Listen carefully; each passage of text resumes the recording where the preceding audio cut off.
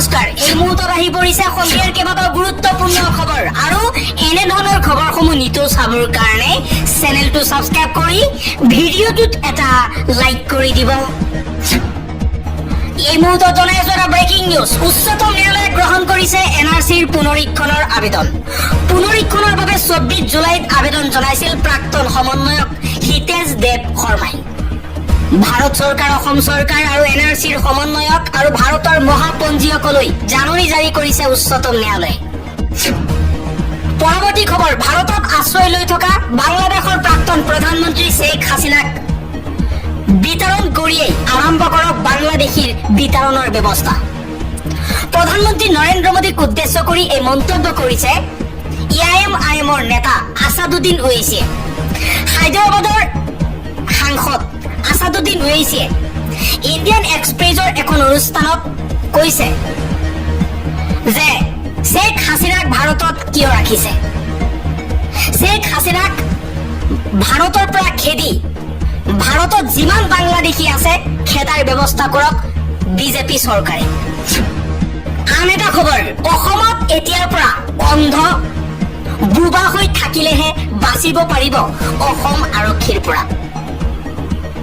দেশৰ 3জন প্ৰসিদ্ধ সাংবাদিকৰ বিৰুদ্ধে অসম আৰক্ষীয়ে গোচৰ ৰুজু কৰাক লৈ এই প্ৰতিক্ৰিয়া ব্যক্ত কৰিছে জ্যেষ্ঠ সাংবাদিক আফ্ৰিদা হুছেইনে।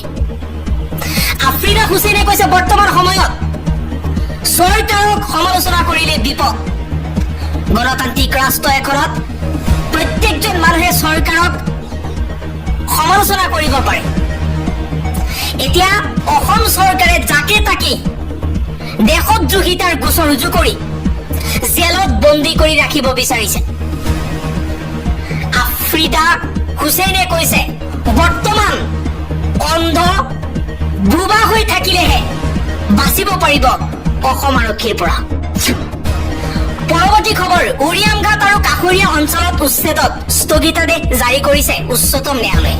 উৰিয়ামঘাটৰ উচ্ছেদক লৈ গুৱাহাটী উচ্চ ন্যায়ালয়ৰ ৰায়ক প্ৰত্যাহ্বান জনাইছে উচ্চতম ন্যায়ালয়ে। এই এছএলপিৰ ভিত্তিতে উচ্চতম ন্যায়ালয়ে উচ্ছেদক স্থগিতাদেশ জাৰি কৰিছে। আন এটা খবৰ, খিলঞ্জীয়া মুছলমানক বাংলাদেশী মিয়া বুলি কৈ তুচ্ছ তাচ্ছিল্য নকৰিব। প্ৰথমে বাংলাদেশী বুলি প্ৰমাণ কৰি দেখুৱাওক। এইবাৰ সৰব হৈ পৰিছে চৰকাৰৰ বিৰুদ্ধে আমচুৰ সভাপতি ৰেজাউল কৰিম চৰকাৰ। কেমেৰাৰ সন্মুখত চৰকাৰক ভাবুকি দিলে আমচুৰ সভাপতি ৰেজাউল কৰিম চৰকাৰে। ৰেজাউল কৰিম চৰকাৰে কৈছে আজিৰ পৰা নহয়, আজিৰ পৰা 40-50 বছৰৰ পৰা চৰকাৰ আহিছে গৈছে, কিন্তু বিদেশীৰ সমস্যা আজিলৈকে সমাধান কৰিব পৰা নাই। বিদেশীৰ সমস্যা সমাধান হলে চৰকাৰৰ ইস্যুসমূহ বন্ধ হৈ যাব। চৰকাৰে কিহক লৈ, ৰাজনৈতিক দলে কিহক লৈ ৰাজনীতি কৰিব। বাংলাদেশী মিয়া বাংলাদেশী অবৈধ এইবিলাক ইস্যু তেওঁলোকে সৃষ্টি কৰিছে, এইবিলাক সমাধান কৰিবলৈ কোনেও চেষ্টা নকৰে। ভাৰতীয় খিলঞ্জীয়া মুছলমানক বাংলাদেশী বুলি বাৰম্বাৰ তুচ্ছ তাচ্ছিল্য কৰা হয়। এইবাৰ প্ৰথমবাৰ কেমেৰাৰ সন্মুখত আমচুৰ সভাপতি ৰেজাউল কৰিম চৰকাৰে কৈছে যে প্ৰথমে বাংলাদেশী বুলি প্ৰমাণ কৰক, তাৰ পাছত মিয়া বুলি কওক। পৰৱৰ্তী খবৰ, যদি হামাছে চৰ্ত মানি নলয় তেন্তে ধ্বংস কৰা হ'ব গাজা চহৰ। ইজৰাইলৰ প্ৰতিৰক্ষা মন্ত্ৰীৰ এই ভাবুকি। ইজৰাইলৰ প্ৰতিৰক্ষা মন্ত্ৰী ইজৰাইল কাটছে পুনৰ ভাবুকি দিছে পেলেষ্টাইনৰ গাজা চহৰক ধ্বংস কৰাৰ বাবে। 90% গাজা ধ্বংস হৈছে, মাত্ৰ 10% গাজা এতিয়াও বাকী আছে, আৰু সেই 10% ধ্বংস কৰাৰ ভাবুকি দিছে ইজৰাইলৰ প্ৰতিৰক্ষা মন্ত্ৰীয়ে। হামাছে অস্ত্ৰ ত্যাগ কৰি সকলো পণবন্দীক মুকলি কৰি দিবলৈ সন্মত নহলে গাজা চহৰ ধ্বংস কৰা হ'ব বুলি ভাবুকি দিছে। প্ৰতিৰক্ষা মন্ত্ৰী কাটছৰ এই সতৰ্কবাণী এনে এটা সময়ত দিয়া হৈছে যেতিয়া ইজৰাইলৰ মন্ত্ৰীসভাই ব্যাপক আন্তঃৰাষ্ট্ৰীয় আৰু ঘৰুৱা বিৰোধিতাৰ মাজতো গাজা চহৰত বৃহৎ পৰিসৰৰ আক্ৰমণৰ পৰিকল্পনাত অনুমোদন জনাইছে। কাটাৰৰ মতে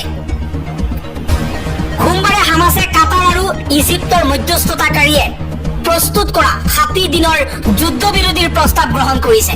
এই প্ৰস্তাৱত গাজাত বাকী থকা পণবন্দীসকলৰ আধা সংখ্যকক মুকলি কৰি দিয়াৰ কথাও অন্তৰ্ভুক্ত হৈছে। অৱশ্যে ইজৰাইলৰ প্ৰধানমন্ত্ৰী বেঞ্জামিন নেতান্যাহুৱে কৈছে পণবন্দীসকলক মুকলি কৰি দিয়াৰ লগতে ইজৰাইলৰ বাবে গ্ৰহণযোগ্য চৰ্তৰ ভিত্তিত গাজা যুদ্ধৰ অন্ত পেলোৱাৰ বাবে আলোচনাৰ নিৰ্দেশনা দিছে। প্ৰতিৰক্ষা মন্ত্ৰী কাটছে সকীয়াই দিছে, যদি হামাছে এই কথাত সন্মতি নিদিয়ে তেন্তে গাজা চহৰো ৰাফা আৰু বেইট হানুনৰ দৰে ধ্বংসাৱশেষত পৰিণত হ'ব। মুখ্যমন্ত্ৰী হিমন্ত বিশ্ব শৰ্মাক অপসাৰণৰ দাবী উত্থাপন কৰা হৈছে। অসমৰ উচ্ছেদৰ বিৰোধিতাৰে শক্তিশালী মুছলমান সংগঠনৰ এই দাবী উত্থাপন। দেশৰ মুছলমান সংগঠনে মুখ্যমন্ত্ৰী হিমন্ত বিশ্ব শৰ্মাক উভতি ধৰিছে। অসমৰ উচ্ছেদ অভিযানক লৈ জাঙুৰ খাই উঠিছে জমিয়ত উলেমা ই হিন্দ। উচ্ছেদৰ নামত মুছলমানক হাৰাশাস্তি কৰাৰ অভিযোগ উত্থাপন কৰা হৈছে। জমিয়তৰ ৰোষত পৰিছে অসমৰ মুখ্যমন্ত্ৰী ডক্টৰ হিমন্ত বিশ্ব শৰ্মা। মুখ্যমন্ত্ৰী হিমন্ত বিশ্ব শৰ্মাৰ বিৰুদ্ধে সৰব জমিয়ত উলেমা ই হিন্দ। মুখ্যমন্ত্ৰীৰ বিৰুদ্ধে জমিয়ত উলেমা ই হিন্দৰ প্ৰস্তাৱ, শীঘ্ৰেই মুখ্যমন্ত্ৰী হিমন্ত বিশ্ব শৰ্মাক অপসাৰণৰ দাবী উত্থাপন। অসমৰ উচ্ছেদৰ বিৰোধিতাৰে শক্তিশালী মুছলমান সংগঠনে এই দাবী উত্থাপন কৰিছে। আৰু আনপিনে জমিয়ত উলেমা ই হিন্দৰ এই দাবীৰ পিছতেই জমিয়ত উলেমাৰ বিৰুদ্ধে সৰব হৈ পৰিছে চিতু বৰুৱা। মুখ্যমন্ত্ৰী ডক্টৰ হিমন্ত বিশ্ব শৰ্মাক গ্ৰেপ্তাৰ আৰু অপসাৰণৰ দাবী জনাবলৈ জমিয়ত কোন? জমিয়তৰ মতে অসম নচলে। মুখ্যমন্ত্ৰীয়ে খিলঞ্জীয়াৰ ভৱিষ্যত সুৰক্ষাৰ স্বাৰ্থত কাম কৰিছে। জমিয়তে মুখ্যমন্ত্ৰীৰ বিৰুদ্ধে কটু বাক্য কোৱাৰ পৰা বিৰত থাকক, নহলে আমিও হাত সাৱটি বহি নাথাকো।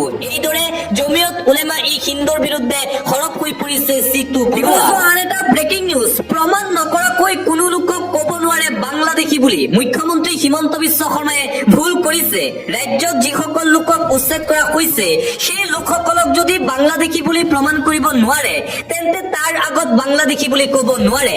চিনাক্ত নকৰাকৈ কোনো লোকক ক'ব নোৱাৰে বাংলাদেশী বুলি। উচ্ছেদ আৰু বাংলাদেশী দুয়োটাই পৃথক পৃথক বস্তু। উচ্ছেদিতক সন্দেহযুক্ত বুলি কোৱাটো গ্ৰহণযোগ্য নহয়। NRC পুনৰীক্ষণৰ ইংগিতৰ পাছতেই হিতেশ দেৱশৰ্মাৰ এই মন্তব্য। NRCত নাম থাকিলেও স্বদেশী প্ৰমাণিত নহ'ব লাখ লাখ লোক। আৰু NRC বনোৱাৰ সময়ত মিয়াক খজোৱা হৈছিল খিলঞ্জীয়া লোক। NRCৰ 50 লাখ লোকৰ নথি সন্দেহজনক। বহু অবৈধ নাগৰিকৰ নাম সোমাই গৈছিল NRCত। NRC পুনৰীক্ষণ হলে কৰ্তন হ'ব 50 লাখৰো অধিক লোকৰ নাম। NRCত থকা বহু লোক এতিয়াও সন্দেহৰ আৱৰ্তত। বহু মিয়াৰ নাম খিলঞ্জীয়া বুলি সোমাইছে NRCত।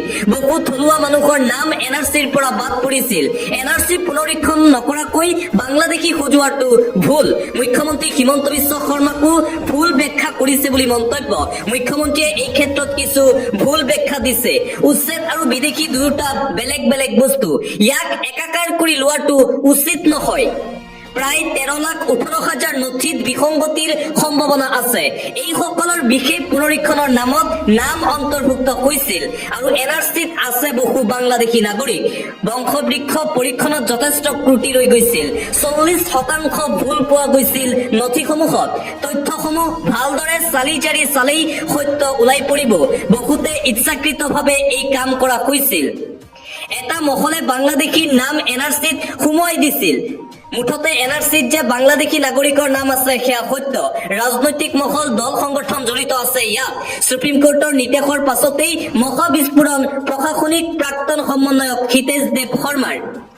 আৰু যোৱাকালি NRCক লৈ গুৰুত্বপূৰ্ণ ৰায়দান প্ৰদান কৰিছিল ন্যায়ালয়ে। 2026 চনৰ নিৰ্বাচনৰ পূৰ্বে NRCক লৈ কঠোৰ হৈ পৰিছিল ন্যায়ালয়।